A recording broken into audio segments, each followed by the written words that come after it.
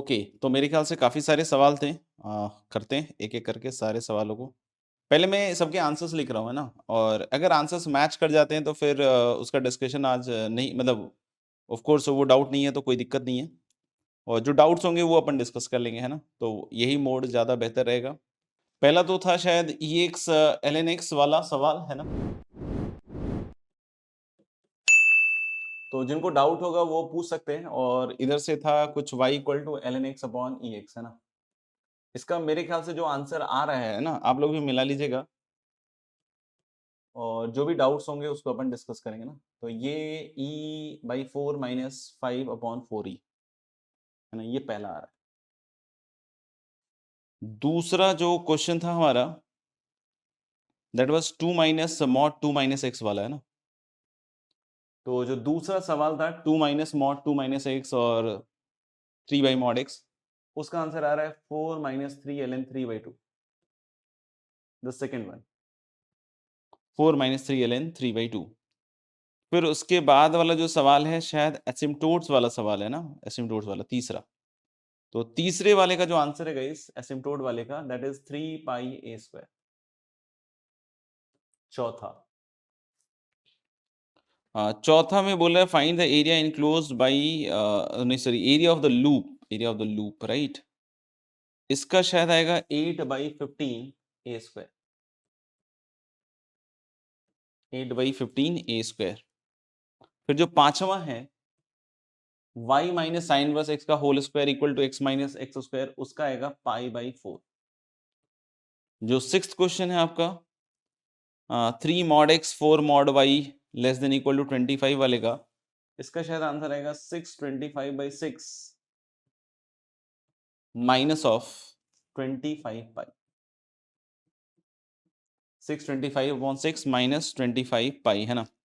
Seventh देख लेता हूँ कौन सा सवाल था। इनवर्स वाला, है ना? इनवर्स वाला,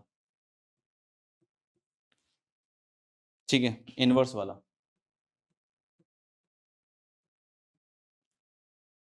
तो मुझे लग रहा है इनवर्स वाले में 101/12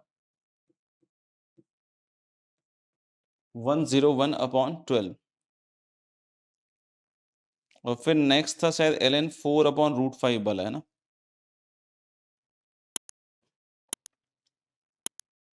यस, ln 4/√5 वाला। इसका जो आंसर आता है, इसके दो आंसर्स हैं एट्थ वाले के। एक तो आपका a इक्वल टू 80 आ रहा है और दूसरा आएगा 2/5 इंटू 6 माइनस √21 शायद। ओके गाइस, देख लीजिए इनमें से कौन कौन से सवाल डिस्कस करने हैं, आप बता सकते हैं मेरे को, नंबर लिख के बतला दीजिए जो भी आपको लगता हो। किसी को लग रहा है 1 से 8 सारे कर लो तो वो भी लिख सकते हो।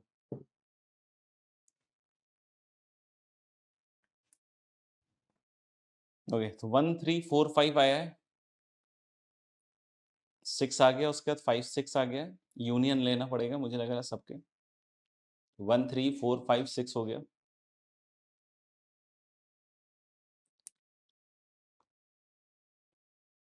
और कोई है तो देख लो।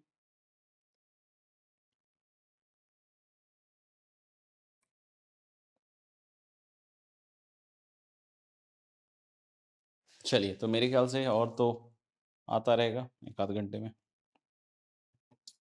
जब सेशन ओवर होने वाला हो जाए। को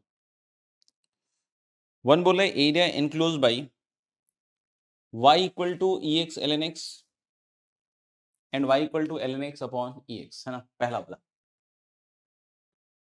तो E तो आपका नेपियर्स कांस्टेंट है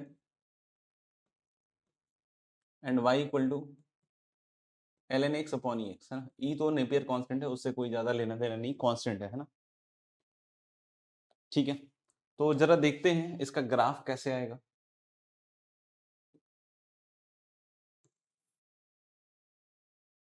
देखो ई छोड़ के बात करते हैं, तो इसका जो डेरिवेटिव है dy/dx, मुझे लग रहा है कि this is going to be e into 1 plus ln x, ऐसा।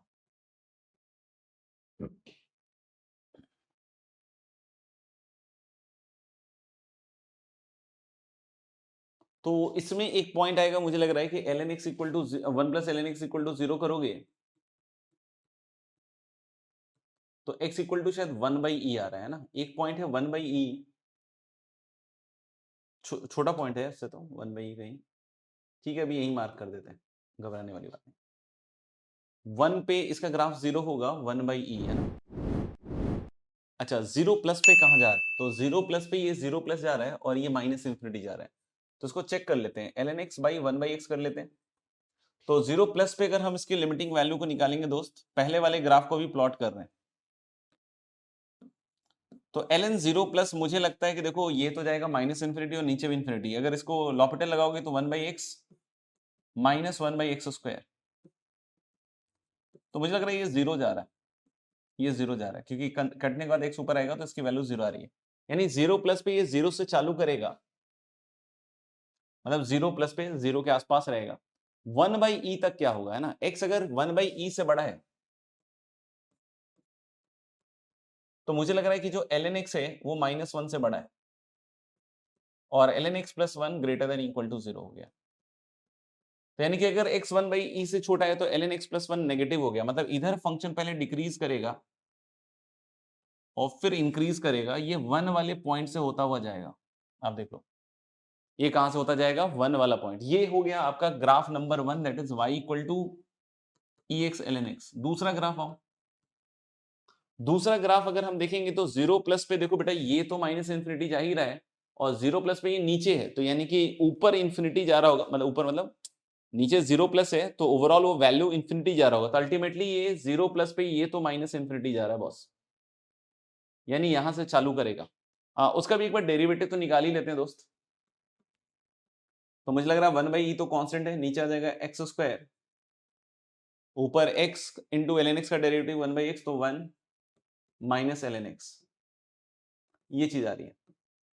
तो यानी मुझे ऐसा क्यों लग रहा है कि ये जो है x इक्वल टू ई के अबाउट अपना साइन चेंज करेगा, ई से बड़ा तो ये 1 से बड़ा नेगेटिव और इधर पॉजिटिव, मतलब ई तक ये धुआंधार इंक्रीज करेगा दोस्त, तो ई पॉइंट इसके आगे मिलेगा, है ना, ई पॉइंट इसके आगे मिलेगा, ठीक है देख लेना, ई पॉइंट इसके आगे मिलेगा। चलो इसका ग्राफ बनाते हैं, है ना, तो ये इंक्रीज करता हुआ आएगा और एक मजेदार चीज होगी कि 1 बाई ई पे इसकी वैल्यू सेम है देन द ओरिजिनल वाला, जैसे 1 बाई ई पे इसकी वैल्यू निकालो पहले वाले की, इसकी, तो this is going to be e into 1 by e into ln 1 by e, that is -1, है ना, और इसकी भी वैल्यू निकालोगे तो सेम वैल्यू आ रही है, y 1 by e equal to ln 1 by e कितना हो जाएगा बच्चों, ln 1 by e इज -1 और नीचे e into 1 by e, यानी इसकी वैल्यू -1 ही आ रही है, यानी कि ये ऐसे इंक्रीज करेगा और यहां पे काटेगा और यहां पे काटेगा, साथ ही साथ यहां भी काटेगा क्योंकि 1 पे भी इसकी वैल्यू 0 है,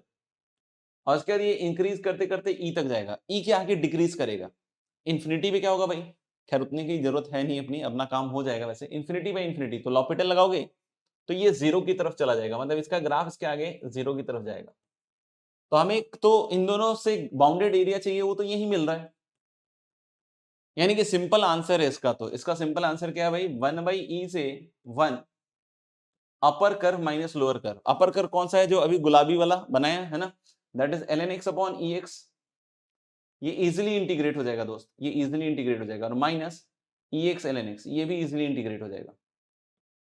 पहला वाला तो डायरेक्ट सब्स्टिट्यूशन है, एल एन एक्स को टी मानिएगा तो डी एक्स अपॉन एक्स जो है वो काम हो जाएगा, और अगर आप ई एक्स एल एन एक्स की बात कीजिएगा तो यानी यहाँ पे आप देख सकते हैं कि एल एन एक्स का जो सॉरी ई एक्स एल एन एक्स की बात कीजिएगा तो इसमें बाई पार्ट्स लगा देना, अपने आप इंटीग्रेट हो जाएगा, ठीक है ना, मेरे ख्याल से बाई पार्ट से बन जाएगी बात, हाँ बाई पार्ट से बन जाएगी बात, तो इसको इंटीग्रेट कर लेना और फाइनल आंसर तो मैंने लिख ही दिया है फर्स्ट नंबर में, है ना, कोई लिख रहा हो तो देख लीजिएगा, डाउट हो तो।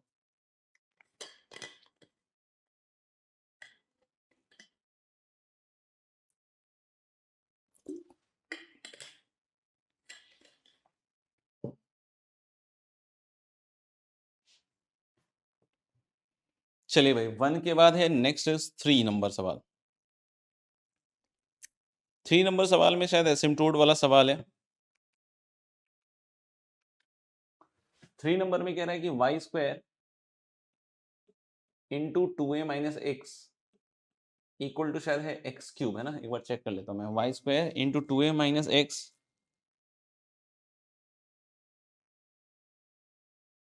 Equal to x cube and its asymptote. Asymptote बताया था कि line touching the curve at infinity, line touching the curve at infinity, है ना, सुनना ध्यान से। तो y square into 2a minus x equal to x cube, तो पहली चीज समझिएगा कि this graph must be symmetrical about x axis. क्यों सर?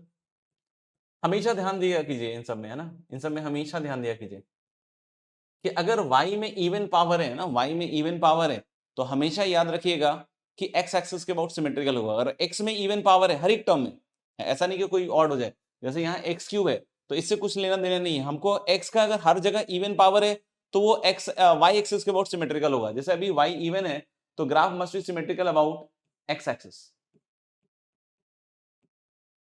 तो अगर हर जगह x में इवन पावर है तो y एक्सिस के अबाउट सिमेट्रिकल, और हर जगह y में इवन पावर है तो x एक्सिस के अबाउट सिमेट्रिकल। कोई बोले सर दोनों में इवन पावर है, तो दोनों एक्सिस के अबाउट सिमेट्रिकल। जैसे आपने एलिप्स देखा होगा, x square upon a square plus y square upon b square equal to 1, तो x में भी इवन y में भी इवन, तो दोनों ही एक्सिस के अबाउट सिमेट्रिकल होगा। बाकी अभी ये x एक्सिस के अबाउट सिमेट्रिकल होगा, है ना। दूसरी बात देखिएगा, a यहां पॉजिटिव दिया हुआ था, है ना, तो यानी y square is going to be, देखना ध्यान से, x cube upon 2a minus x, और वाई स्क्वायर एक पॉजिटिव क्वांटिटी है, तो अगर वाई स्क्वायर एक पॉजिटिव क्वांटिटी है तो इसको भी पॉजिटिव होना पड़ेगा, इसको भी पॉजिटिव होना पड़ेगा। तो इसके लिए x 0 से बड़ा हो सकता है और बेटा 2a से छोटा होना चाहिए, नहीं तो गड़बड़ हो जाएगा। क्यों सर? क्योंकि देखो अगर x तुमने नेगेटिव लिया तो मामला खराब है। देखना x नेगेटिव है तो ऊपर नेगेटिव हो गया, और नीचे अगर x नेगेटिव है तो माइनस x पॉजिटिव हो गया, और 2a ऑलरेडी पॉजिटिव है क्योंकि ये पॉजिटिव है, तो नीचे पूरा पॉजिटिव और ऊपर नेगेटिव, मतलब नेगेटिव आ जाएगा। दूसरा, 2a से अगर बड़ा लिया तब भी खेल खराब होगा, क्योंकि 2a से बड़ा लोगे तो ये क्वांटिटी 2a से बड़ी है तो पॉजिटिव है, और नीचे अगर x 2a से बड़ा है तो ये क्वांटिटी नेगेटिव हो जाएगी। तो हम लोग बोले कि फिर मामला नहीं बनेगा। तो वाई स्क्वायर पॉजिटिव है तो ये साइड भी पॉजिटिव होगा, यानी कि ग्राफ सिर्फ और सिर्फ 0 से 2a के बीच में होगा। ग्राफ क्या होगा? सिर्फ और सिर्फ 0 से 2a के बीच में, देख लीजिएगा।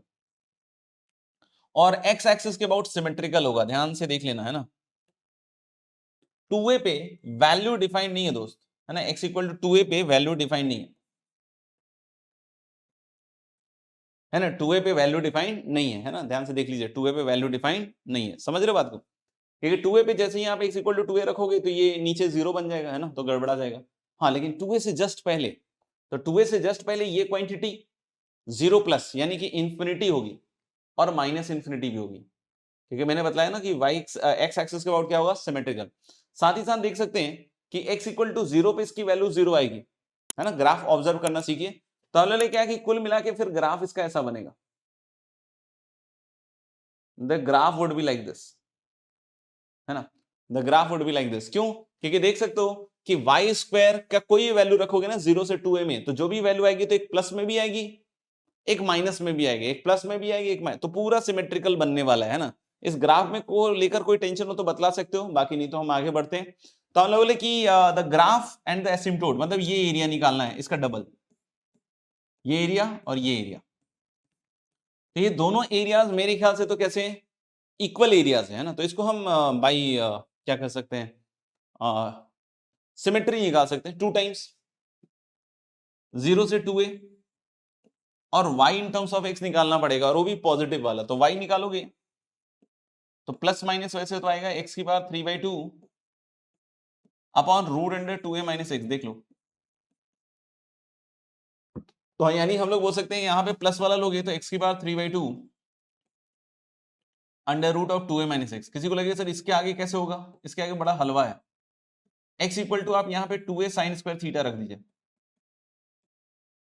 है ना, x इक्वल टू क्या रख दीजिए? 2a साइन स्क्वायर थीटा, तो ये बन जाएगा आपका 2 टाइम्स 0 से, अब पूछोगे कहां तक जाएगा, तो x को जब 2a रखोगे तो 2a कट जाएगा, साइन स्क्वायर थीटा इज 1, तो यानी कि थीटा की वैल्यू आ जाएगी π/2, x की value 2a sign square theta, तो 2a की पावर 3/2, और साइन स्क्वायर थीटा की पावर 3/2 लिखोगे तो ये साइन क्यूब थीटा है बॉस। और नीचे देखिएगा, नीचे आएगा 2a साइन स्क्वायर थीटा रखोगे तो 2a रूट 2a बाहर, और 1 minus sign square theta will become cos theta. और dx में 2a और साइन स्क्वायर थीटा का डेरिवेटिव मतलब 2 sine theta cos theta D theta. तो कॉस थीटा इज गॉन, है ना। एक रूट 2a भी जाएगा तो 2a इंटू 2a हो जाएगा 4a square, 4a square into 2 is 8a square. 0 से पाई बाई 2, है ना, 0 से पाई बाई 2। अब क्या बचेगा, कॉस थीटा गया तो साइन के बाद 4 थीटा, इसका इंटीग्रेशन याद है 3 पाई बाई 16। तो 3 पाई बाई 16 करोगे तो मुझे लग रहा है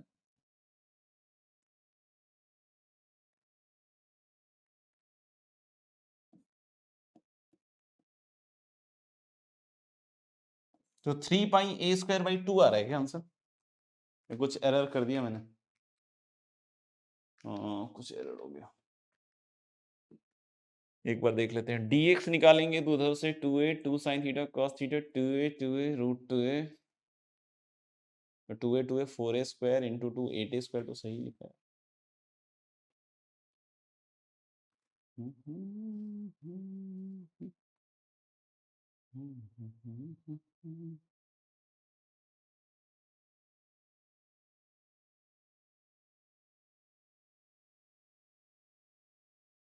three pi a square by 2 आ रहा है यार, ये कुछ लफड़ा हो गया कहीं बीच में, डबल तो कर ही दिया था मैंने। 2 2 2 2a 4a 2a के बाद 3 बाई 2 रूट 2a कट जाएगा तो 2 आएगा ना, 4a square into 2 8a square. हाँ सॉरी यहाँ पे मेरे ख्याल से 2a 4a स्क्वायर और ये 2 इंटू 2 16 होगा, सॉरी। तो यानी यहाँ 16 आएगा और ये 3 पाई बाई 16 आएगा तो 3 पाई a स्क्वायर। अब ठीक है, तो ये थर्ड नंबर सवाल हो गया ना। थर्ड के बाद नेक्स्ट है आपका 4 और 5।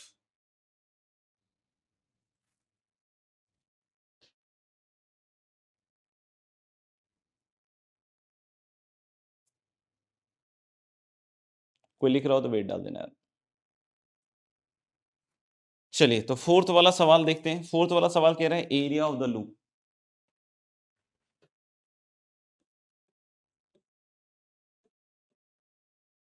Area of the loop a y square equal to x square into a minus x. फिर से सेम चीज, सेम ऑब्जर्वेशन। कोई बोले सर y में इवन पावर है, x एक्सिस के अबाउट सिमेट्रिकल। कोई बोले x में इवन पावर है, भाई नहीं, यहाँ क्यूब भी बनेगा तो एक्स स्क्वायर तो रहेगा एक के साथ, लेकिन एक्स क्यूब भी बनेगा तो फिर ये इवन पावर नहीं होगा, है ना। तो हम ने क्या कि yes it is going to be symmetrical about x axis. दूसरी बात, इसका डोमेन ए पॉजिटिव दिया हुआ, वैसे तो इसका डोमेन कोई पूछे तो भाई इधर का साइड पॉजिटिव है क्योंकि ए पॉजिटिव है, वाई स्क्वायर अपने आप पॉजिटिव है, एक्स स्क्वायर पॉजिटिव है, तो इसको भी पॉजिटिव होना पड़ेगा। तो a minus x greater than equal to 0 लिखोगे तो x is less than equal to a, मतलब इसका जो डोमेन होगा वो ए से पहले पहले आएगा। इसका जो डोमेन होगा वो ए से पहले पहले आएगा, x less than equal to a, है ना। और ये एक्स एक्सिस के अबाउट सिमेट्रिकल होना है। अच्छा, ये कहां कहां जीरो होगा, एक तो एक्स इक्वल टू ए पे भी जीरो होगा, जीरो पे भी जीरो होगा, इन दोनों पॉइंट पे जीरो होगा, और बीच में हर जगह पॉजिटिव ही रहेगा। आप कोई भी वैल्यू रख लो 0 से a के बीच में, तो ये जो भी वैल्यू आएगी तो y की दो वैल्यूज आएंगे, एक प्लस में भी आएगा एक माइनस में भी आएगा, बीच में कहीं जीरो तो होना नहीं है। तो बीच में कहीं जीरो नहीं होना है तो ऐसा करके कुछ कर्व बनेगा, और एक्स एक्सिस के अबाउट सिमेट्रिकल है तो ऐसा भी बनेगा, है ना। आप समझ रहे हैं, ऐसा भी बनेगा। को बोले सर इधर की साइड, तो लूप तो वैसे बन गया है बट इधर की साइड भी ग्राफ बनेगा, है ना। ठीक है, देखना, जब x को आप माइनस इंफिनिटी लोगे तो ये माइनस इंफिनिटी का स्क्वायर हो गया तो इंफिनिटी हो गया, माइनस माइनस प्लस इंफिनिटी तो वाई स्क्वायर इंफिनिटी हो गया, तो वाई स्क्वायर इंफिनिटी में वाई इंफिनिटी भी जाएगा और माइनस इंफिनिटी भी जाएगा, यानी कुल मिलाकर ग्राफ इंफिनिटी की तरफ भी जाएगा, है ना। कुल मिलाकर ग्राफ जो है वो इंफिनिटी की तरफ भी जाएगा और फिर इधर से जाते हुए ऐसे ऐसे बनाएगा। तो यानी कि पूरे एक्सिस मतलब एक्स एक्सिस के अबाउट कैसा रहेगा, सिमेट्रिकल। जो लूप वाली चीज है वो इधर बन रही है ना, ये दोनों पोर्शन सेम एरिया का। तो फिर से आप वही काम कर सकते हो, 2 टाइम्स 0 से 2 टाइम्स 0 से, और फिर से वहां से y निकालिएगा तो मुझे लग रहा है x upon root a into root under a minus x d x. Y को इन टर्म्स ऑफ एक्स निकाल लीजिए, ये बनेगा। यहां से आप या तो किंग लगा दीजिए तो किंग से भी बन जाएगा, है ना, या फिर दूसरा फिर से वही x equal to a sine square theta रख लीजिए। इस बार खुद से करके देख लीजिएगा, आ जाएगा, है ना। x equal to a sine square theta रख दीजिए, अपने आप आ जाएगा। क्लियर है तो बतला दीजिए, है ना, क्लियर है तो बतला दीजिए, कोई डाउट है तो बतला दीजिए, नहीं तो फिर आगे बढ़ेंगे।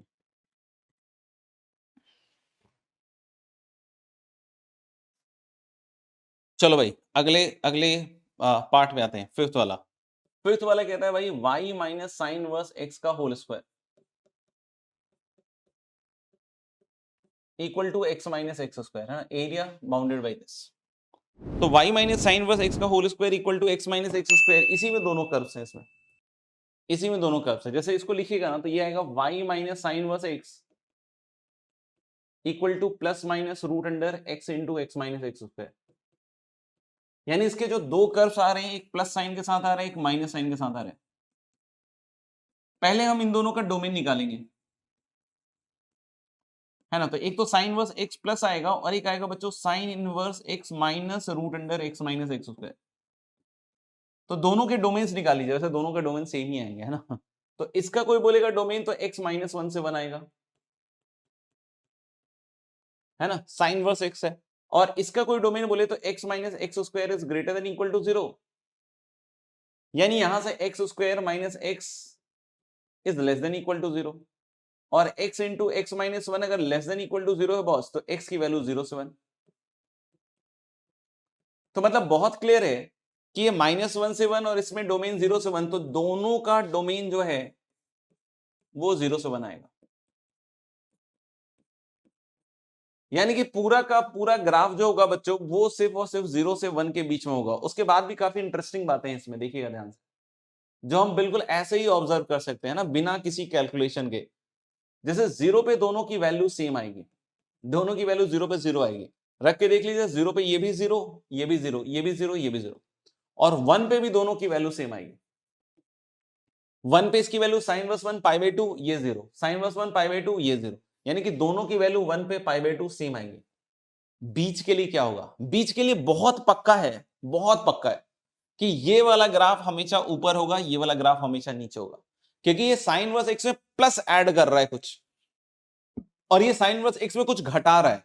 तो ये अगर ऐड कर रहा है तो इसका ग्राफ थोड़ा ऊपर जाएगा और इसका ग्राफ थोड़ा नीचे जाएगा, यानी एंड पॉइंट्स पे दोनों की वैल्यू सेम है और बीच में कुछ इस तरह की कहानी बन रही होगी कि अगर हम इसको बोल रहे हैं कुछ fx और इसको कुछ बोल रहे हैं gx, तो f वाला ग्राफ ऊपर रहेगा और g वाला ग्राफ नीचे रहेगा। यानी अल्टीमेटली ये इस एरिया को डिमांड कर रहा है। अगर इस एरिया को डिमांड कर रहा है तो हम लोग बोल सकते हैं दिस इज सिंपली 0 से 1 और दोनों का सीधा सब्ट्रैक्शन, तो साइन इनवर्स एक्स कट जाएगा, यानी बहुत बड़ा मेजर इंटीग्रेशन का जो पार्ट है साइन इनवर्स एक्स का जो होता वो गायब हो गया, है ना, जैसे ही सब्ट्रैक्ट किया। तो ये चीज बन जाएंगी 2 टाइम्स, और यही आपका आंसर होगा, इसी का इंटीग्रेशन आपका आंसर होगा। इसको करने के आपके पास अलग अलग तरीके हैं, जैसे इसमें भी आप चाहो तो एक तो तरीका यही लिख लो, एक्स को sign square theta, this will work, है ना, कोई दिक्कत नहीं है, बाद में आप लगा दीजिएगा वॉल्यूज फॉर्मूला करके, तो अपने आप वर्क करेगा, ऐसा कोई प्रॉब्लम इसमें नहीं आएगा, है ना। तो एक तो x equal to sine square theta लगा के आप कर सकते हो। दूसरा, ये अगर आप ध्यान से देखिए ना बेटा, तो ये एक सेमी सर्कल है, y equal to root under x minus x square है, तो अल्टीमेटली अगर दोनों साइड स्क्वायर करते हो तो this will be x square plus y square minus x equal to 0, दोनों साइड स्क्वायर कर लो ये। तो ये जो है ये है तो सर्कल ही ना। ये सर्कल के बारे में क्या ख्याल है आपका? मुझे तो बड़ा इजी सर्कल लग रहा है। एक तो मुझे सर्कल का सेंटर लग रहा है 1/2, 0 है, और 0 0 से डेफिनेटली सर्कल पास कर रहा है, 1/2, 0 है, और हाफ इज द रेडियस, है ना, तो ये कुल मिला के ऐसा करके एक सर्कल होगा। लेकिन इसका नीचे का पोर्शन नहीं आएगा मेरे भाई, ये पॉइंट है 1,0, है ना, ये पॉइंट है 0,0, नीचे वाला पोर्शन नहीं आएगा। क्यों नहीं आएगा भाई? क्योंकि हम लोग को जो y दिया हुआ है ना भाई, ये y दिया हुआ है पॉजिटिव, y दिया हुआ है पॉजिटिव, तो सिर्फ ऊपर वाला आएगा, नीचे वाला ग्राफ नहीं आएगा।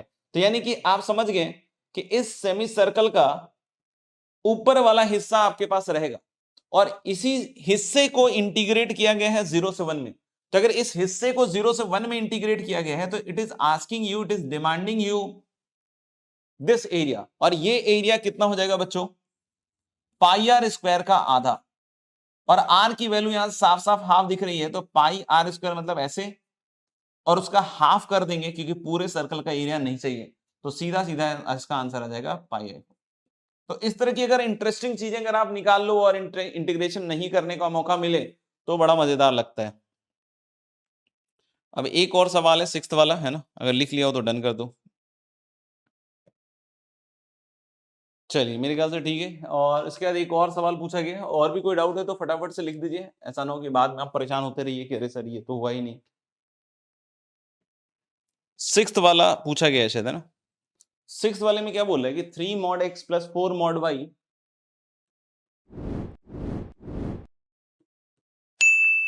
Is less than equal to 25। एक तो ये दिया हुआ है, और दूसरा बोल रहा है भाई x square plus y square is greater than equal to 25। Yes, तो इनइक्वालिटी वाले रीजंस है ना, इनइक्वालिटी वाले रीजंस है।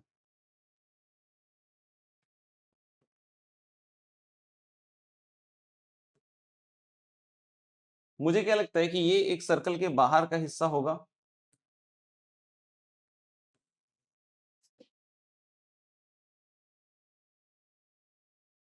है ना। अगर इसका हम रेडियस 5 मानते हैं तो ये पॉइंट्स आ जाएंगे 5,0 वगैरह वगैरह,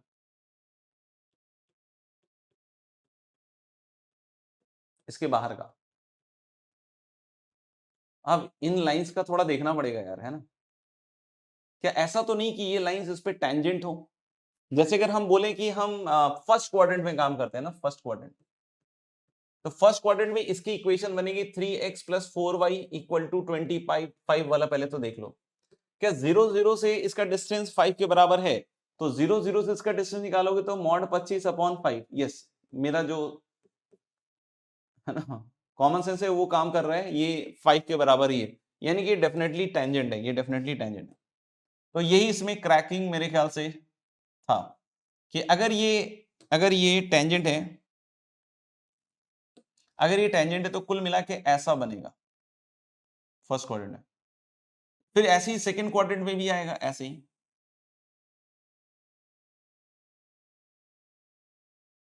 फिर ऐसे ही हम लोग बोले थर्ड क्वाड्रेंट में भी आएगा, और ऐसे ही फोर्थ क्वाड्रेंट में भी आएगा। देख लीजिए आप, this is how it is going to be, first quadrant, second quadrant, third quadrant, fourth quadrant, ये सब जगह ऐसे टेंजेंट करके ये वाली लाइन बनेगी। ये कहता है कि इस जो भी चीज बनी है उसके अंदर, जैसे इसका ये पॉइंट हम निकाल सकते हैं इजीली, है ना। ये मुझे लग रहा है कि है बच्चों 25/3,0, है ना। और ये जो पॉइंट है ये भी निकाल सकते हैं 0,25/4, बाहर ही है दोनों पॉइंट, देखो। तो ये वाला बोलता है कि इस पूरी चीज के अंदर, और ये कहता है कि सर्कल के बाहर, तो कौन सा एरिया हुआ, मुझे लगता है ये वाला एरिया, ये वाला एरिया, है ना, और ये वाला एरिया, और इस तरीके से ये वाले एरियाज हो गए, ये वाले एरियाज हो गए। तो कोई बोले सर ये एरिया कैसे निकलेगा, तो चाहो तो पहले इसका एरिया निकाल लो और सर्कल का एरिया घटा दो, है ना। पहले लेकिन अगर इसका एरिया निकालेंगे तो ये तो एरिया निकालना इजी है ना, कि इसका 4 गुना, इस ट्रायंगल के एरिया का 4 गुना, तो हम लोग 4 टाइम्स, है ना, 4 times this is going to be half into 25/3 into 25/4, है ना। ये हो गया टोटल आपका इस चीज का एरिया, और इसमें माइनस सर्कल का एरिया कर दिया, तो सर्कल का एरिया पाई आर स्क्वायर से कितना आएगा, 25 पाई।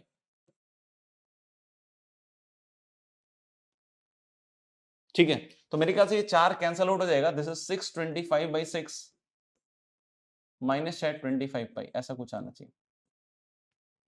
चेक कर लेता हूं क्या आंसर आया था मेरा।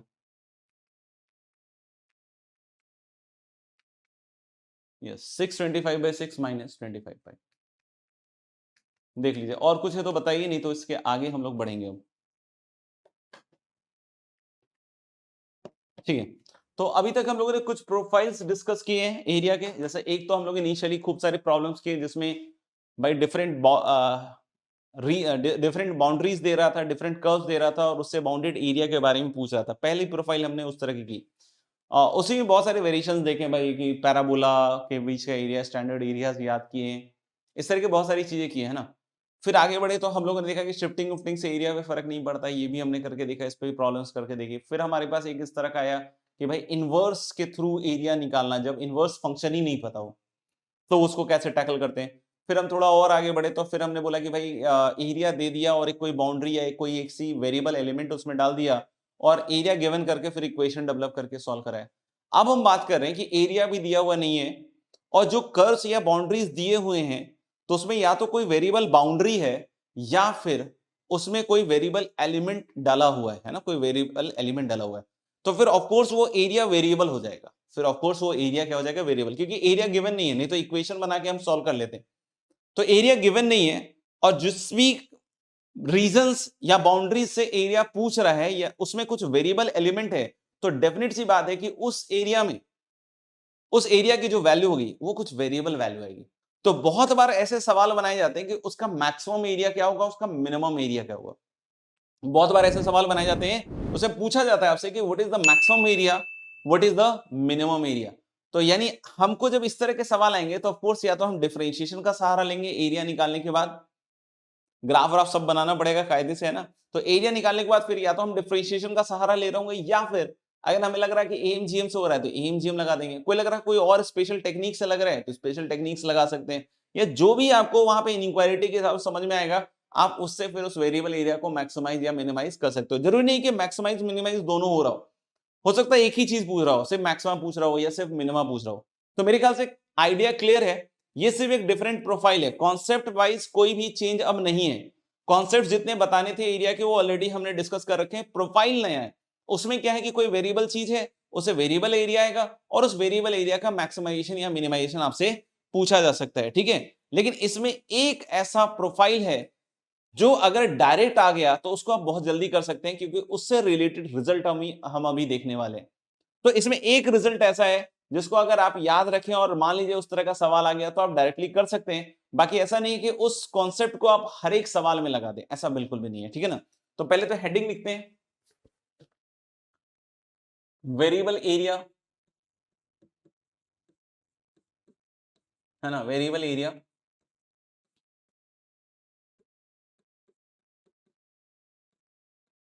मैक्सिमम और मिनिमम,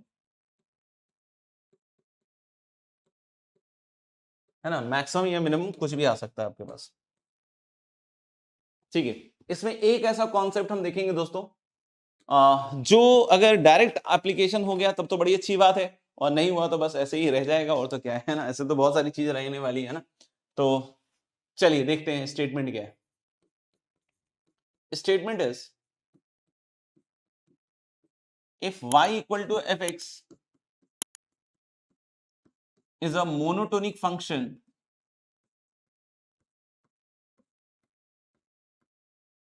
इन a से b,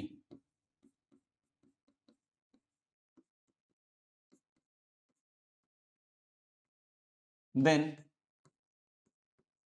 the area bounded by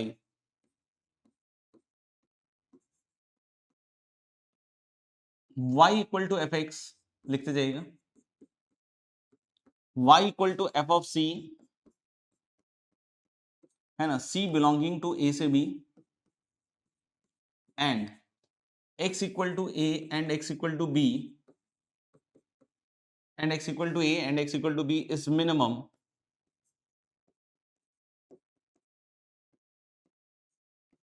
when c equal to a plus b by 2,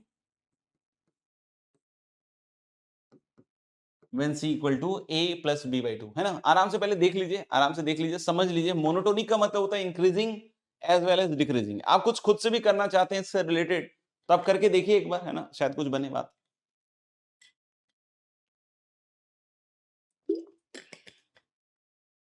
थोड़ा खुद का थॉट डेवलप करके देखिए, फिर मैं इसको अटेम्प्ट करके दिखाता हूं आपके लिए। 2-3 मिनट बस ट्राई कर लीजिए। चलो भाई देखते हैं, है ना। तो इसमें क्या कह रहा है कि y equal to F x एक मोनोटोनिक फंक्शन है ना, एक मोनोटोनिक फंक्शन है। मोनोटोनिक फंक्शन का मतलब होता है दोस्त या तो थ्रू आउट इंक्रीज करे या थ्रू आउट डिक्रीज करे। तो ए से बी में हम फंक्शन को मोनोटोनिक ले रहे हैं, जैसे मान लीजिए कुछ इस तरह का फंक्शन ले रहे हैं, थ्रू आउट इंक्रीज कर रहा हूं, और हम उसके बाद दो लाइंस ले रहे हैं, like x equal to a x equal to b, है ना, ऐसी लाइन। तो ये लाइन है x equal to a, x equal to b, और c जो पॉइंट है इनके बीच का है। तो अगर बच्चों c इसके बीच का पॉइंट है तो c मान लीजिए ये पॉइंट हो गया। तो ग्राफ कौन कौन से हैं जिससे एरिया बाउंडेड है? एक तो x equal to a, x equal to b, और ये है y equal to F x, और एक है y equal to f of c. F of c कैसे आएगा? तो हम लोग बोल सकते हैं एफ ऑफ सी, सी पे एक हाइट होगी वो एफ ऑफ सी होगी। अब जैसे ही सी इसमें चेंज होगा ना, बीच में ऐसे घूमेगा, तो एफ ऑफ सी जो हाइट है ना ये भी चेंज होगी, ऑफ कोर्स चेंज होगी।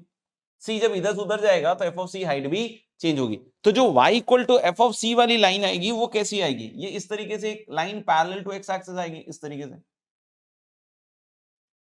This is the line y equal to f of c, है ना। तो अब किस एरिया के बारे में बात हो रहा है? Area bounded by x equal to a, x equal to b, the curve and this line y equal to f of c, इसके बारे में बात हो रही है। तो कौन से एरिया को ये बाउंड कर रहा है? तो मुझे लग रहा है दोस्त ये वाला एक तो एरिया बाउंड कर रहा है, और एक ये वाला एरिया भी बाउंड कर रहा है ना।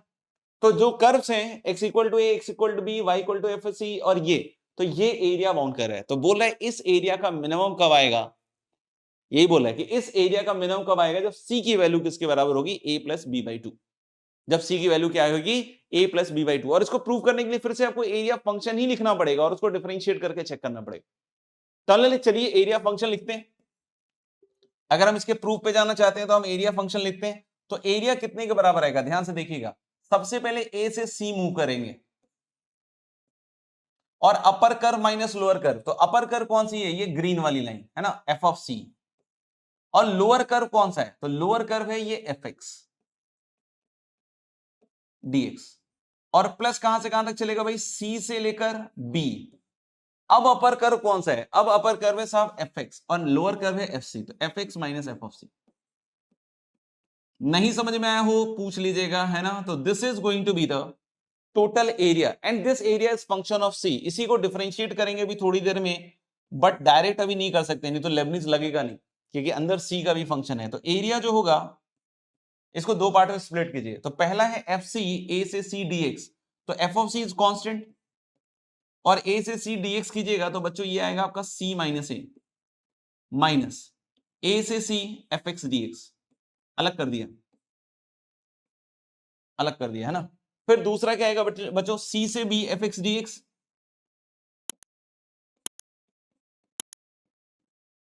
और माइनस यहां भी एफ ऑफ सी है तो इसको रहने दीजिए, और सी से b dx is going to be b minus c. आप देख लो ये फंक्शन सी का बन रहा है ना। हम लोगों ने क्या कि ये जो फंक्शन है वो किसका बन रहा है बच्चों? सी का बन रहा है। क्लियर है बात? क्लियर है बात। इसको दूसरे पेज पे ले लेते हैं, है ना। तो हम जब इसको डिफरेंशिएट करोगे, आप डीए बाई डीसी निकालोगे, तो जो पहला टर्म है वो प्रोडक्ट रूल लगेगा। एफ सी और सी माइनस ए दोनों सी के फंक्शन है, तो एफ सी का डेरिवेटिव निकालोगे बच्चों तो f dash c multiplied by c minus a, और प्लस एफ ऑफ सी, और सी माइनस ए का कितना हो जाएगा? 1, है ना। सी माइनस ए का क्या हो जाएगा? 1। दूसरा यहां लगेगा लेबनीज, तो अपर वाले के साथ कंपोजिशन और अपर का डेरिवेटिव सी के रेस्पेक्ट में सब हो रहा है। तो अपर वाले के साथ composition is F of c, है ना। अपर वाले के साथ कंपोजिशन एफ ऑफ सी, और सी का डेरिवेटिव इज 1। माइनस कैसे आया बीच में? क्योंकि यहां माइनस साइन है, तो माइनस एफ ऑफ सी और सी का डेरिवेटिव 1। ए का नहीं बैठेगा, क्यों? क्योंकि एफ ऑफ ए और ए का डेरिवेटिव 0 हो जाएगा, खत्म। फिर इधर देखिएगा, इधर बी का कॉन्ट्रीब्यूशन 0, क्योंकि बी कांस्टेंट है ना। तो हम लोग विद रिस्पेक्ट टू सी इसकी डेरिवेटिव वैल्यू 0 आ जाएगी, ठीक है, ये खत्म हो जाएगा। फिर लोअर वाला आएगा, तो माइनस एफ ऑफ सी फिर से आएगा, है ना। कितना आएगा? माइनस एफ ऑफ सी फिर से आएगा। अब ये लास्ट वाला बच गया, है ना, लास्ट वाला।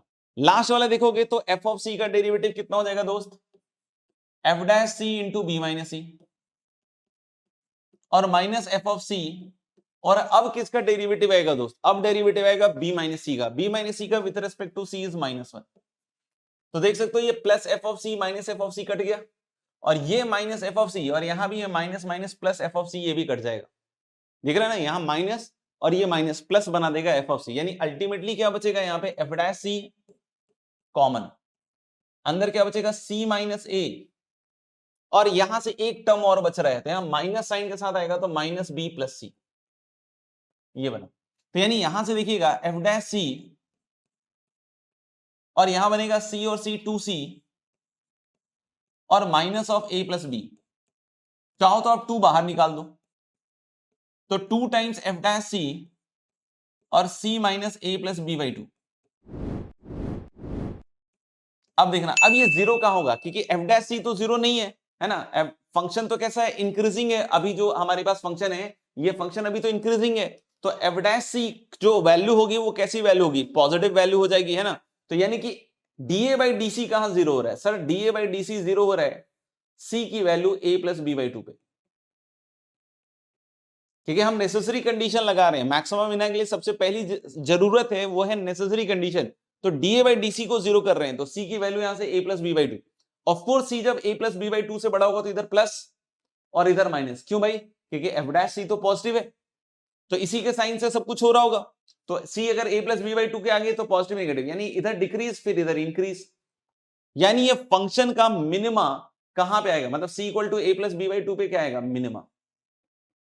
तो बोले ये तो सर इंक्रीजिंग के लिए आपने निकाला, डिक्रीजिंग के लिए तो कुछ और हो सकता था। नहीं, डिक्रीजिंग के लिए भी मिनिमा ही आएगा। अगर फंक्शन जो है ना, ये फंक्शन अगर डिक्रीजिंग है तो भी मिनिमा ही आएगा, और सी की value a plus B by two पे ही आएगा मिनिमा। आपको पूछे सर कैसे, तो सुनना, थोड़ा चेंज आएगा। जब फंक्शन डिक्रीजिंग होगा तो इधर ऊपर होगा और इधर नीचे होगा, ऐसे होगा, है ना। इसको भी मैं डिलीट कर दूंगा थोड़ी देर में, है ना। बस अभी मैं आपको समझा रहा हूं, इसलिए ध्यान से देख लीजिए। तो जब इधर ऊपर होगा और इधर नीचे होगा, तो बच्चों आप ध्यान से देखना कि अगर ऐसे डिक्रीज करता हुआ फंक्शन आ रहा है, तो जब आप ये, अब आप कौन सा एरिया लिखोगे, अब आप ये वाला एरिया लिखोगे, ये वाला और ये वाला।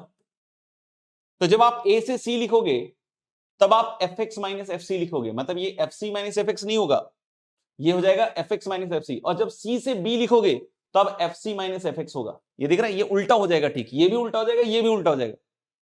तो अगर ये दोनों उल्टे हो जाएंगे तो एक माइनस साइन आ जाएगा, है ना, एक माइनस साइन आ जाएगा। अब मैं इसको हटा रहा हूं,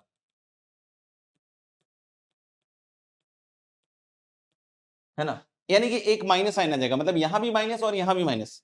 तो अल्टीमेटली ये माइनस चलता जाएगा, है ना, माइनस चलता जाएगा, लास्ट तक चलेगा।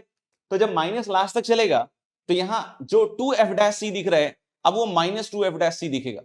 तो माइनस टू एफ डैश सी भी पॉजिटिव है, क्यों, क्योंकि अब एफ डैश सी नेगेटिव है, क्योंकि फंक्शन अब डिक्रीजिंग है, तो एफ डैश सी नेगेटिव हो गया। तो अगर यहाँ एक माइनस साइन है और टू एफ डैश सी है, तो माइनस टू एफ डैश सी फिर से पॉजिटिव है, यानी कि फिर से खेल यही रचाएगा। अब फिर से हमें यहाँ पे ये मिनिमम देगा। तो if it is clear to everyone तो प्लीज राइट यस, और नहीं तो फिर हम लोग आगे बढ़ेंगे ना।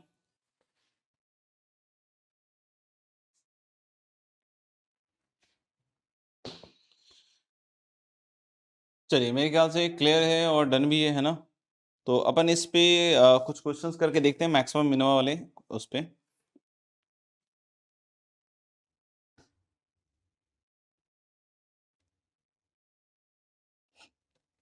Question is, if the area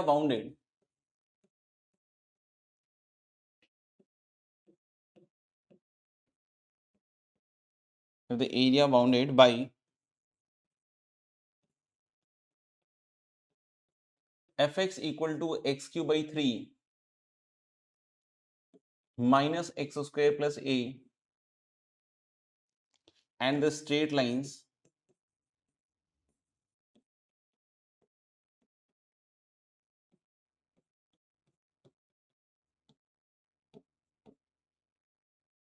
x equal to 0, x equal to 2 and x axis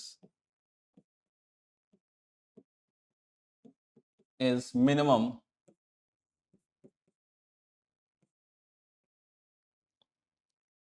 then find the value of a.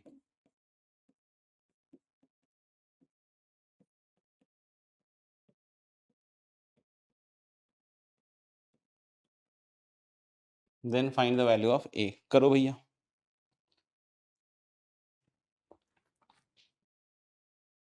चलिए, सबसे पहले चीज देखते हैं बच्चों कि जो फंक्शन है ये कैसा फंक्शन है। तो आपको दिख जाएगा तुरंत कि ये जो फंक्शन है ये मोनोटोनिक फंक्शन है 0 से 2 के बीच में।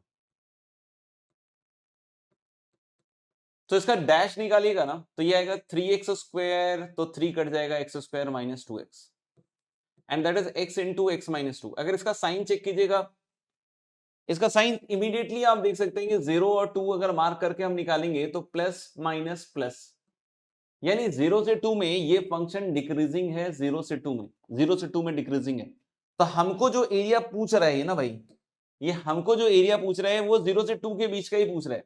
तो अभी हमारे को कौन कौन सा फंक्शन दे रहा है बाउंड करने के लिए? y equal to F x दे रहा है, x इक्वल टू 0 दे रहा है, x इक्वल टू 2 दे रहा है, और x एक्सिस मतलब y इक्वल टू 0। तो इससे जो एरिया है यही है x एक्सिस, ये मिनिमम है, ये मिनिमम है, सुनना ध्यान से। तो अभी जो हमने पढ़ा उसमें भी फंक्शन मोनोटोनिक था, इसमें भी फंक्शन मोनोटोनिक है। उसमें किसके किसके थ्रू एरिया था? F x, x equal to a, x equal to b, and y equal to f of c. तो हम यहां ऐसा समझ पा रहे हैं क्या कि जो y equal to f of c का रोल है वो y इक्वल टू 0 कर रहा है। y equal to f of c एक हॉरिजॉन्टल लाइन थी, अभी वही लाइन कौन हो गई है? y equal to 0। तो यानी आप यहां से फील कर पा रहे हैं क्या कि जो एफ ऑफ सी है वो 0 होना पड़ेगा मिनिमम के लिए, क्योंकि आप इसको y equal to f of c के साथ कंपेयर कीजिएगा। तो यानी एफ ऑफ सी 0 होना पड़ेगा, और c अगर मिनिमम है तो c मिड पॉइंट होगा a से b का। तो अभी हमारे पास क्या है? 0 से 2 का मिड पॉइंट, तो c की वैल्यू कितनी आ जाएगी? 0 प्लस 2/2 दैट इज 1। यानी मिनिमम होना है बॉस, तो f1 को 0 होना पड़ेगा, क्योंकि c1 है तो f1 को 0 होना पड़ेगा। और जैसे ही आपने f1 को 0 किया तो 1/3 -1 प्लस a इक्वल टू 0, तो a की वैल्यू आ जाएगी 2/3। a की वैल्यू क्या आ जाएगी? 2/3। देख लीजिए,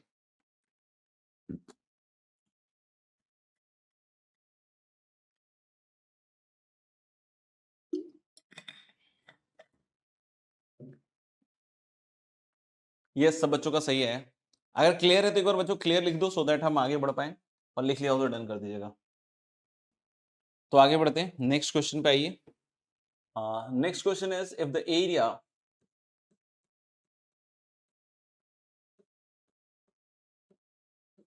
bounded by if the area bounded by y equal to x square plus 2x minus 3 and the line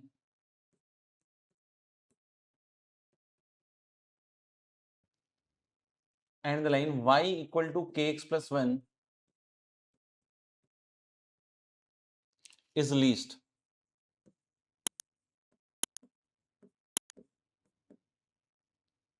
find k and the least area।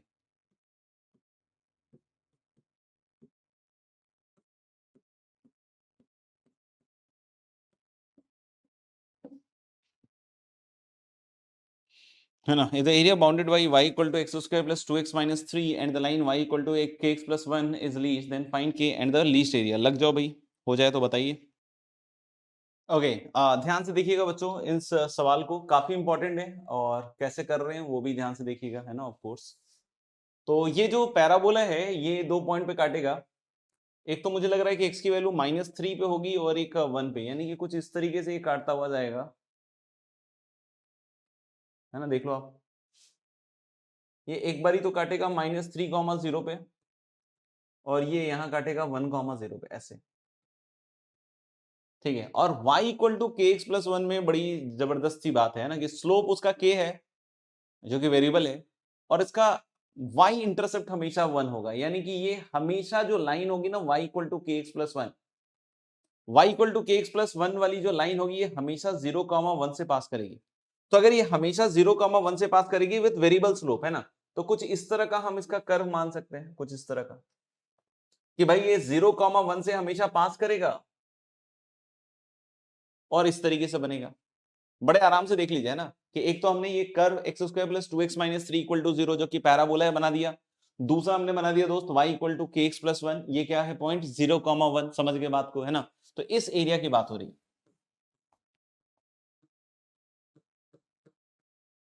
इस area की बात हो रही है।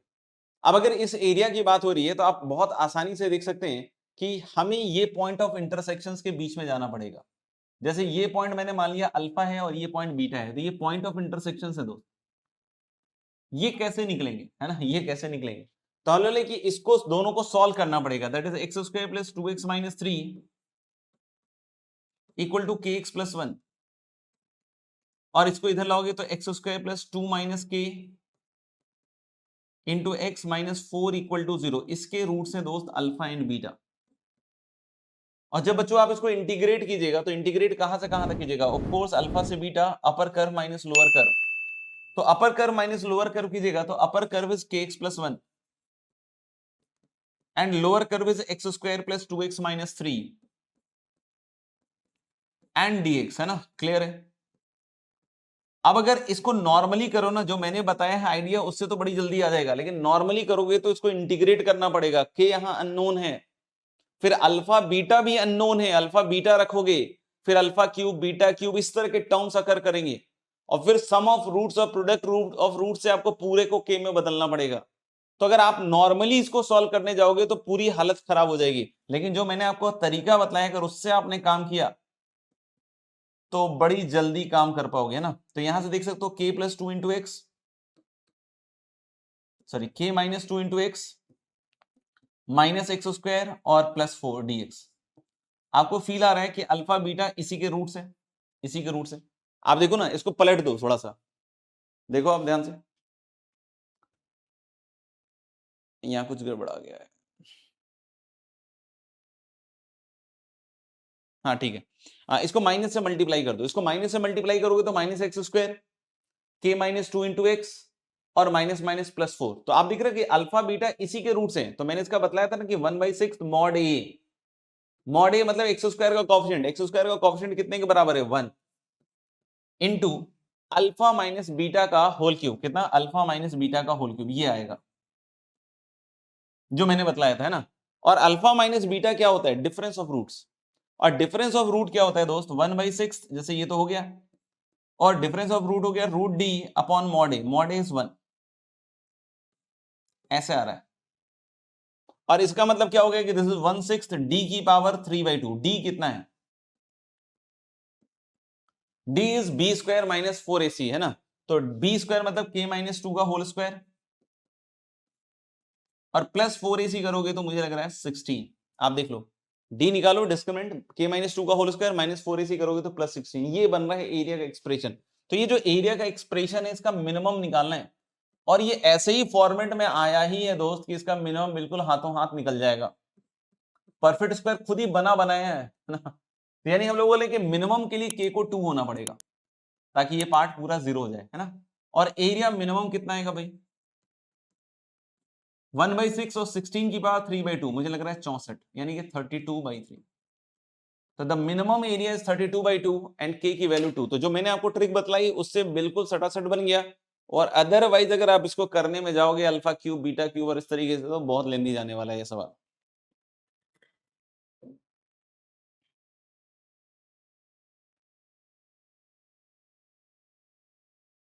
चलिए कुछ सवाल हैं डिटर्मिनेशन ऑफ फंक्शन के, मतलब एरिया के टर्म में आपको कुछ दे देगा, वही अननोन वगैरह फंक्शन डाल देगा, और फिर आपको फंक्शन डिटरमिन करने के लिए दिया जाता है ना।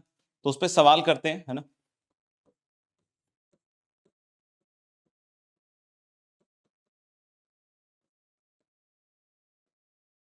डिटर्मिनेशन ऑफ फंक्शन, ठीक है।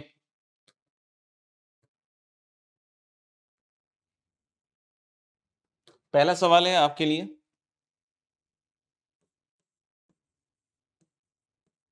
The area from 0 to x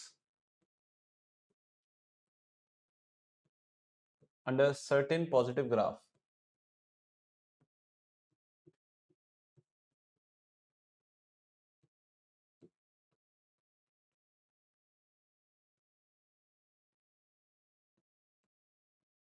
under a certain positive graph is given by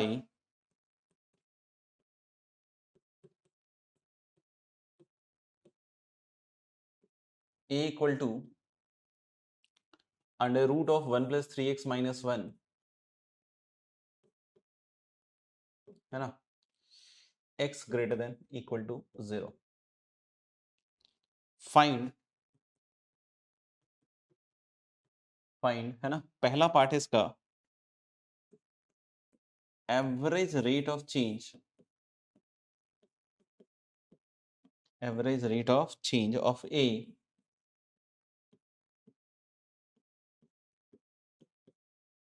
with respect to x as x increases from 1 to 8। पहला पार्ट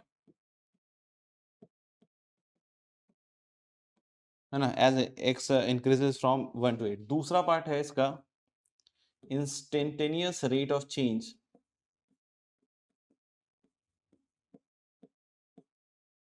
है ना, instantaneous rate of change of a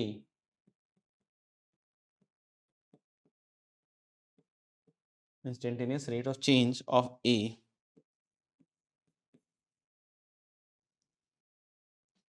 with respect to x at x equal to 5 with respect to x at x equal to 5। तीसरा part है इसका find ordinate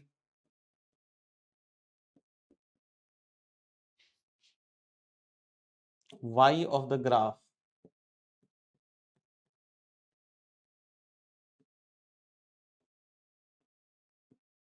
as function of x।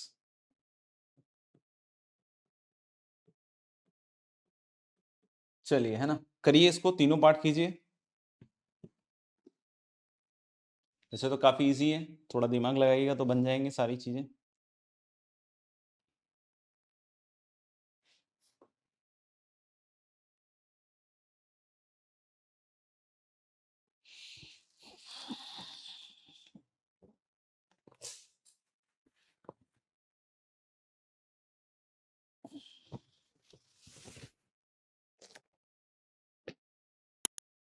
क्या लगता है, हो गया?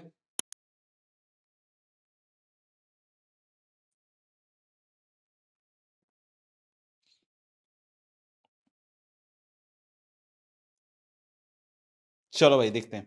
पहला पार्ट कहता है बच्चों कि average rate of change of A with respect to X as X increase from 1 to 8। तो कभी भी कोई बोलता है ना कि y equal to F X है, इसका what is average rate of change in the interval a to b, ध्यान रखिएगा। कोई बोलता है एवरेज रेट ऑफ चेंज, बिल्कुल एलएमवीटी का याद कर लेना है ना, एलएमवीटी।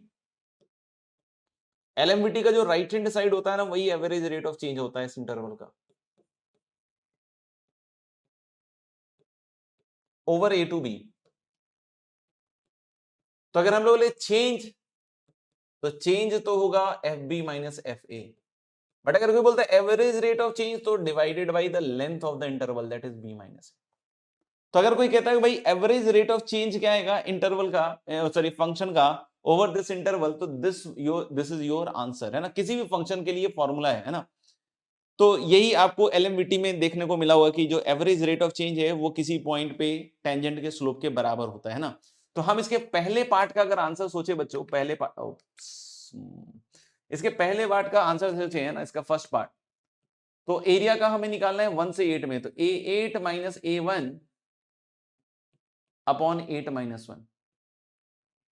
तो भाई A8 क्या है ना, A8 क्या है देखिए यहाँ पे, A8 हो गया आपका 8 या 24 25, 8 या 24 25, 5 5 माइनस एक गया 4, A8 is 4। What is A1? A1, तो A1 देख सकते हैं कि 4 का 2, 2 minus 1 is 1, तो the first part has answer 3/7। The first part has answer 3/7। Second का बोल रहा है कि instantaneous rate of change of A with respect to x, तो यानी कि सेकंड पार्ट में dA upon dx पूछ रहा है बच्चों। तो जो dA by dx होगा वो कितना होगा देखना, इसको डिफरेंशिएट कीजिएगा है ना, 1/2 √1 + 3x, और फिर 1 + 3x का 3, और 1 का तो 0 हो जाएगा ना।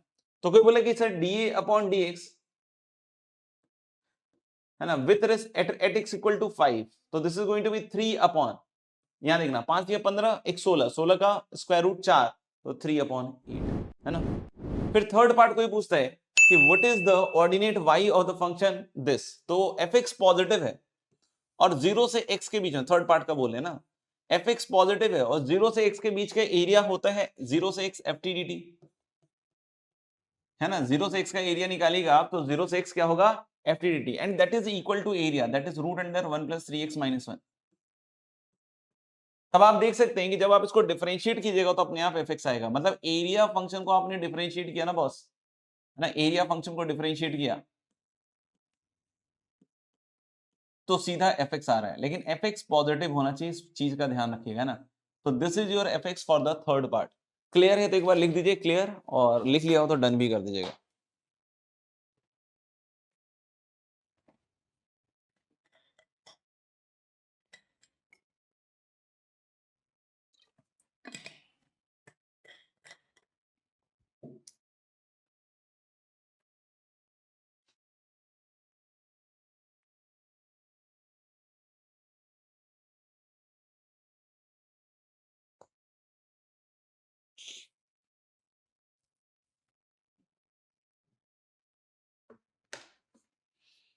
ओके, नेक्स्ट एक और क्वेश्चन है ना, इसको आप ट्राई कीजिएगा, तो फिर हम लोग अगली क्लास में नहीं तो डिस्कस करेंगे, बाकी होमवर्क इसके बाद हम डिस्कस करने वाले हैं।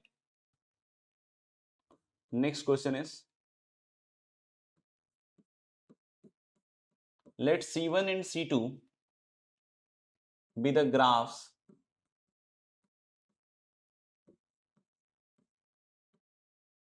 of the function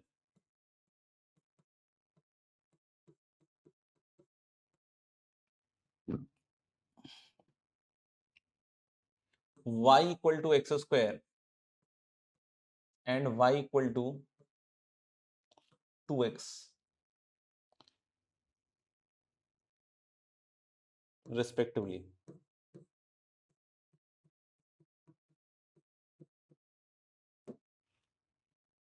Let C3 be the graph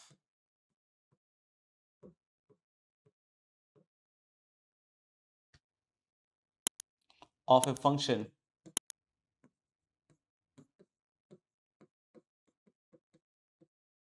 y equal to fx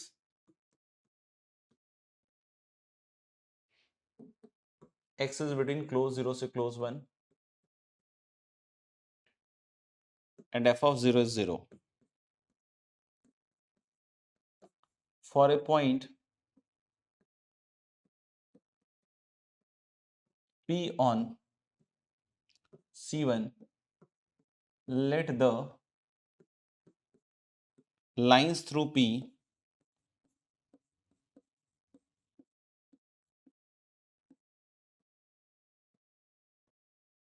parallel to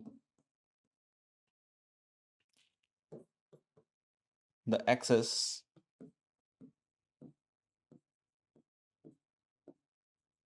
meets C2 and C3 at Q and R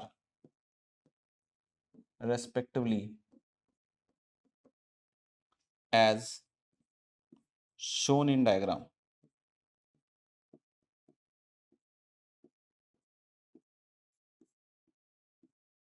As shown in diagram. If for every position of P, if for every position of P on C1, the areas of regions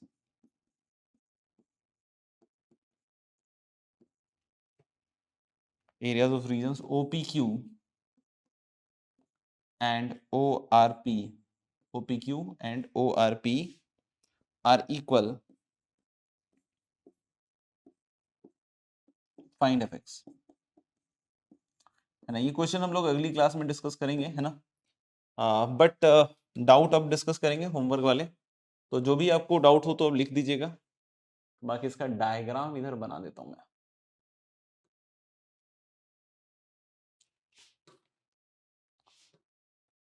एक line तो है आपकी y equal to 2x ऐसी, and this is C2, okay, then is a curve C1 y equal to x square, है ना। then there is a curve C3 y equal to fx. This point is 1, 0 and of course this is O 0,0 है ना। अब क्या कह रहा है कि there is a point P on this curve like this, और यहां से परपेंडिकुलर्स ड्रॉप कर रहे हैं पैरेलल टू एक्सिस, और ये पॉइंट है बच्चों Q, है ये वाला पॉइंट, और ये वाला पॉइंट है R, है ना, P और Q और R, ठीक है। हाँ, तो हम लोग बोले कि अगर इसका एरिया है ना और इसका एरिया इक्वल है, ऐसा ये सवाल कह रहा है ना, तो अगर इसका एरिया और इसका एरिया इक्वल है तो ये fx बतलाना है आपको, है ना। तो एक बार मार्क कर लीजिए, पॉजिटिव होगा तभी बेटा हम उसका एरिया लिख पाएंगे ना, नहीं तो फिर अगर पॉजिटिव नेगेटिव दोनों होगा तो फिर आप एरिया का एक्सप्रेशन नहीं लिख पाइएगा, क्योंकि पता नहीं कहाँ पे पॉजिटिव है कहाँ पे नेगेटिव है। फिर उसको अगर दिया रहे कि भाई यहाँ से यहाँ पॉजिटिव है वहां से वहां, तो मॉड वॉड लगेगा, फिर उसका डिफरेंशिएशन या उसमें बहुत कॉम्प्लेक्स चीजें आ जाएंगी। तो मोस्ट ऑफ द सवाल आपको ऐसा ही मिलेगा जहां आपको एफ एक्स पॉजिटिव दिया रहेगा, है ना। और कभी कभी नहीं दिया रहता है तो फिर हमको आंसर निकालने के हिसाब से फिर डिफरेंशिएट करके ही काम चलाना पड़ता है ना।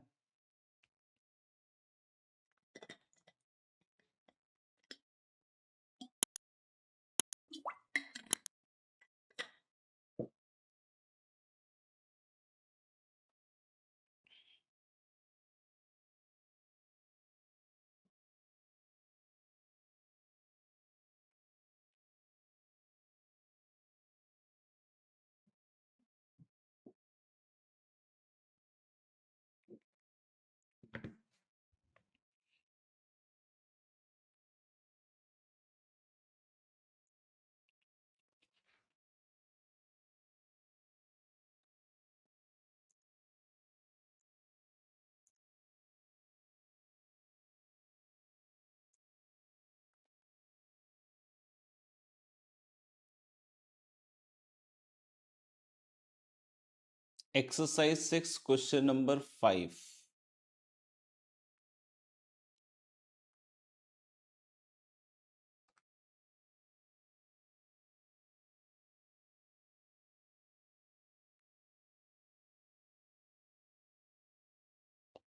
फाइव में तो क्या बोल रहा है, find the integer curve. Integer curve मतलब इंटीग्रल कर्व, मतलब इंटीग्रेट करके जो कर्व आता है, इंटीजर नहीं होगा, इंटीग्रल कर्व होगा, है ना। ठीक है, वो इंटीजर नहीं होगा, फाइव में इंटीग्रल कर्व। इंटीग्रल कर्व मतलब होता है जो इंटीग्रेट करके आए, है ना, जो इंटीग्रेट करके आए। तो अगर इसको निकालना है तो मुझे लग रहा है यार, इसमें आप x इंटू कितना लिखा हुआ है, 1 minus X L N Y, ऐसा कुछ लिखा हुआ है, और dy बाई डी एक्स और प्लस वाई इक्वल टू 0, ऐसा लिखा हुआ, और पासेस थ्रू 1,1/e। तो इसमें देख लेते हैं, वैसे तो कुछ खास लग नहीं रहा, बट देख लेते हैं। x dx एलसीएम ले लो, x dx minus x square L N Y D Y, no, X D Y, sorry minus x square L N Y D Y plus Y D X equal to 0, कुछ ऐसा बन रहा है। तो इसको जब आप इधर लाइएगा ना, सॉरी इसको इधर जब ले जाइएगा, तो X D Y plus Y D X मेरे ख्याल से डिफरेंशियल ऑफ एक्स वाई बन गया, and that is x square L N Y D Y. तो मुझे लग रहा है कि एक्स स्क्वायर से डिवाइड कर लो और एक वाई स्क्वायर से भी डिवाइड कर लो शायद, क्या बोलते हो, और इधर बन जाएगा L N Y upon Y square कुछ करके कुछ। क्या लग रहा है, ये इंटीग्रेट हो पाएगा क्या? इधर वाला तो इंटीग्रेट हो जाएगा, उधर वाले फंक्शन को देखना पड़ेगा मेरे को। तो अगर उधर वाले फंक्शन को इंटीग्रेट कर रहे हैं तो अगर बाई पार्ट्स लगा के करें 1/y² dy, तो मुझे लग रहा है कि दिस इज 1/y स्क्वायर का -1/y into l N Y. हाँ ये तो इजी हो रहा है, एल एन वाई का 1/y और इसका +1/y। तो मेरे ख्याल से कुछ खास सवाल तो नहीं लग रहा है, ये तो बहुत ही सस्ता सवाल लग रहा है, 5th नंबर।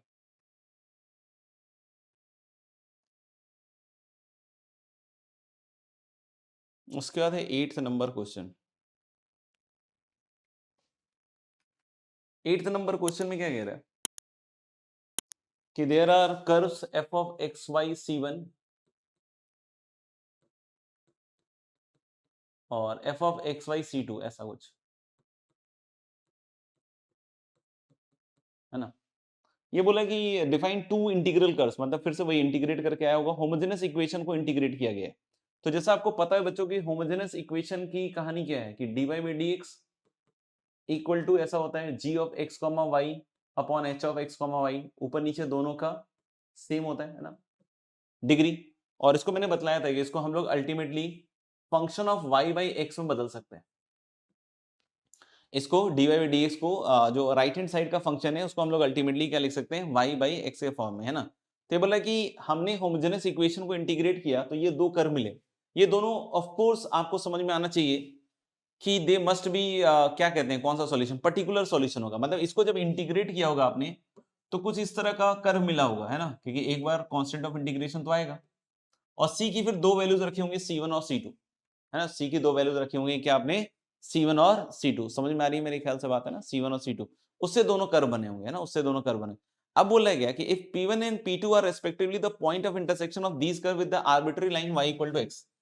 तो बच्चों आपको याद है ना कि ये फैमिली ऑफ कर्व्स में क्या होता है, जैसे अगर एक ऐसा है तो दूसरा भी इसका ऐसा ही टाइप का होगा, है ना, सिर्फ c चेंज होता है, c1 c2, है ना, सिर्फ c चेंज होता है। आपको याद है ना कि फैमिली ऑफ कर्व जो मिलता है उसमें c चेंज करोगे तो सिर्फ ये हाइट में ही तो चेंज होगा।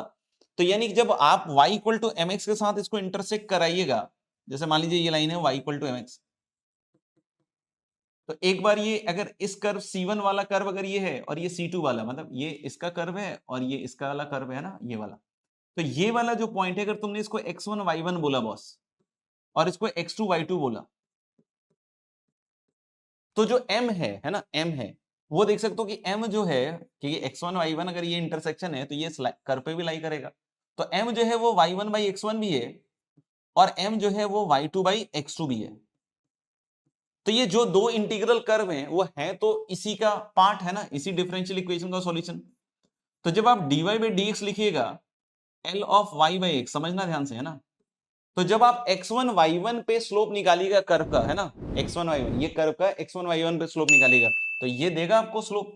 तो dy बाई डी एक्स क्या मिलेगा, dy बाई डी एक्स मिलेगा L of y1 by x1, और y1 बाई x1 भी m है तो यानी कि इसकी वैल्यू होगी L of m।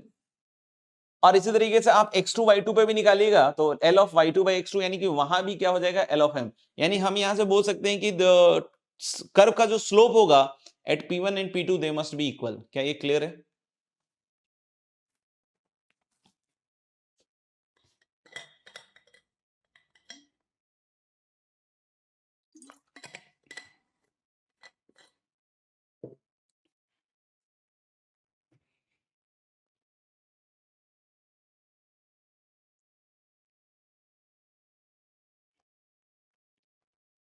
JEE advance में मेरे ख्याल जेई एडवांस में से कल तो हमने डिस्कस कर लिया था बट फिर से आ गया है doubt.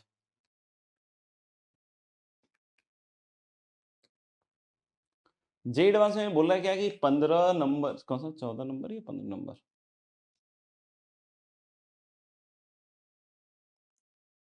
15 number, a solution of this curve. तो मुझे तो लग रहा है कि यार ये फैक्टराइज हो जाएगा, लगता है X square plus x Y plus 4x plus 2y plus 4। क्या लग रहा है? इन दोनों से अगर हम 2x अलग कर देना, हाँ, तो x square plus x Y plus 2x और plus 2x plus 2y plus 4 ऐसा कुछ। तो मुझे लग रहा है x into x plus Y plus 2 और 2 निकालोगे तो x plus Y plus 2, yes right. यानी कि हम लोग बोल सकते हैं कि ये जो डिफरेंशियल इक्वेशन दिया हुआ है बॉस, ये दिया हुआ है x plus 2 into x plus Y plus 2 या x plus 2 plus Y into D Y by D X equal to Y square. तो इसको थोड़ा सब्स्टिट्यूट करना पड़ेगा, है ना। सब्स्टिट्यूट करते वक्त आप x प्लस 2 को कैपिटल X मान लो और स्मॉल y को कैपिटल Y। तो यानी ये बन जाएगा d capital Y upon d capital X equal to Y square by, है ना, क्या बन जाएगा, x into x plus y यानी x square plus x y. तो आप इसको एग्जैक्ट डिफरेंशियल से भी कर सकते हैं ना, क्रॉस मल्टीप्लाई कर लीजिए, एग्जैक्ट डिफरेंशियल बना लीजिए तो सॉल्व हो जाएगा मेरे ख्याल से ना। तो 15 में तो ये कीजिएगा, बन जाना चाहिए। और नेक्स्ट क्या है 19। ओके 19 में क्या बोल रहा है कि एफ डैश एक्स है ना, 19 में क्या बोला है कि f dash x equal to e की power f x minus g x है ना, इनटू क्या लिखा हुआ है जी डैश एक्स, ऐसा कुछ। तो वेरिएबल सेपरेबल का इजी फॉर्म दिख रहा है मुझे तो मेरे ख्याल से ई की power minus f x into f dash x equal to e की power minus g x into g dash x, ऐसा कुछ लग रहा है, देख लो मेरे ख्याल से तो ये बन रहा है। अब इसको इंटीग्रेट कीजिएगा तो मुझे लग रहा है कि देखो सीधा इंटीग्रेशन है ई की power minus f x upon minus one, ठीक है, एफ एक्स को आप टी मानिएगा तो ई की power minus T upon minus ऐसा आ जाएगा, और इधर आएगा माइनस ई की पावर माइनस जी एक्स और प्लस कांस्टेंट। लॉग में है तो मुझे लगता है कि लॉग ले लेना चाहिए ना फिर तो।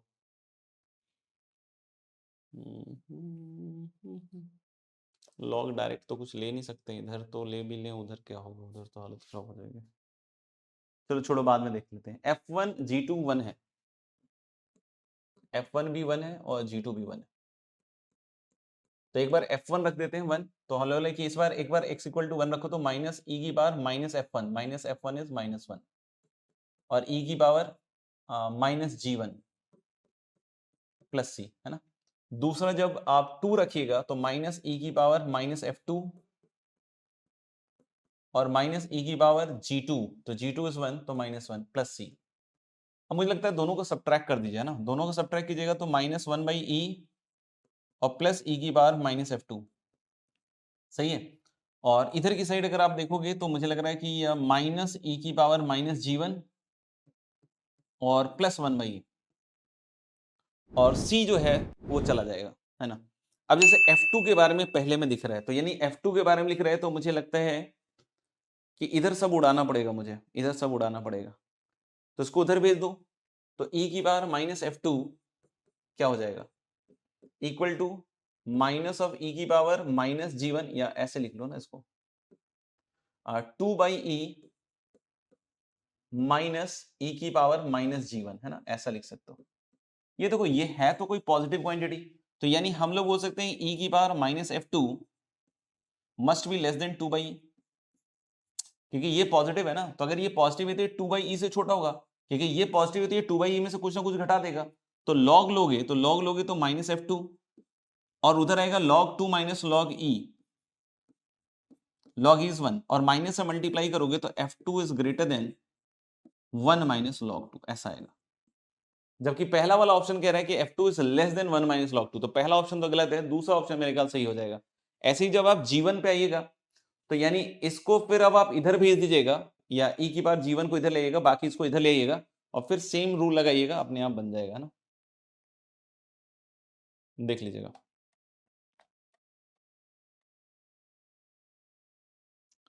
25 के ए में बस एक चीज का ध्यान रख लीजिएगा, अगर 25 का आपने ए पूछा है ना एग्जैक्टली शायद, तो 25 के ए में मैं यहाँ लिख देता हूँ कि एक केस उसमें बनाइएगा आप alpha plus beta equal to 0 वाला, वो आपने मिस कर दिया होगा, आपने डायरेक्ट इंटीग्रेशन कर लिया होगा, है ना। तो जब आप इंटीग्रेट करते हैं ना ई की पावर अल्फा प्लस बीटा, जो भी आप इंटीग्रेटिंग फैक्टर से मल्टीप्लाई करके जब कीजिएगा तो नीचे अल्फा प्लस बीटा आएगा, क्योंकि ई की power alpha plus beta into x का इंटीग्रेशन कीजिएगा तो नीचे अल्फा प्लस बीटा आएगा।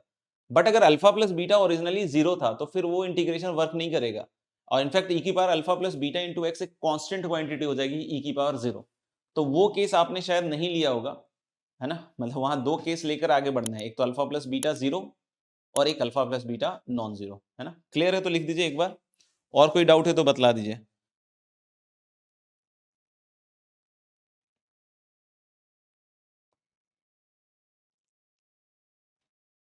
वापस से सब्स्टिट्यूट कीजिए, है ना, और अपने आप बन जाता है, ऐसा कोई दिक्कत नहीं होता 15 में।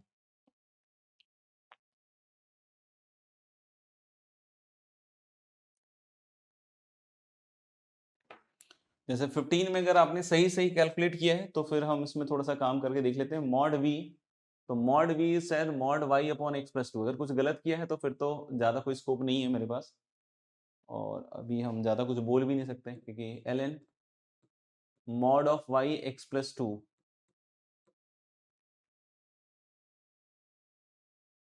और प्लस ln mod x और इक्वल टू c, ऐसा कुछ कह रहे हैं आप, है ना?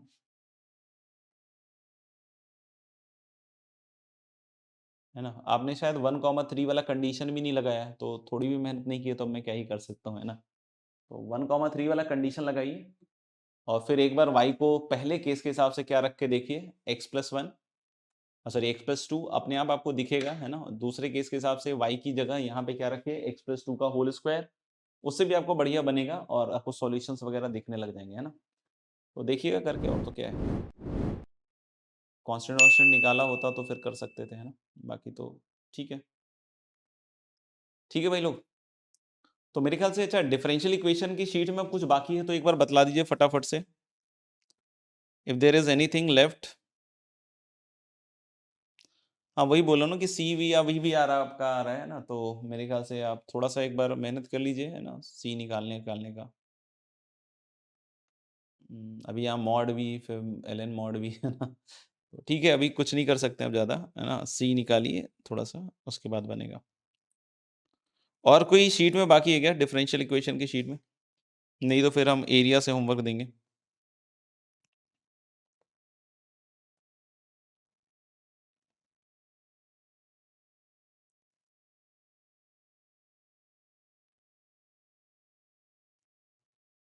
अच्छा 1 से 6 के बाद बाकी है, ओके।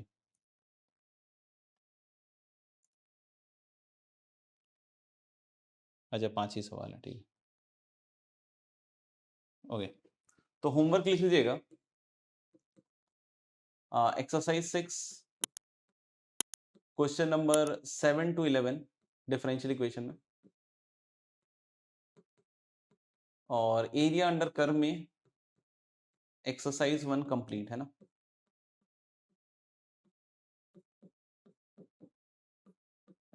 ठीक है। बाकी आपका जो एरिया अंडर कर्व का जो लेक्चर थे वो ओवर हो चुके हैं, बस उसके जो शीट का डिस्कशन है वो बाकी है। ठीक है बच्चों, तो आज के लिए इतना ही, विदा लेते हैं आज। Bye bye, take care, see you all.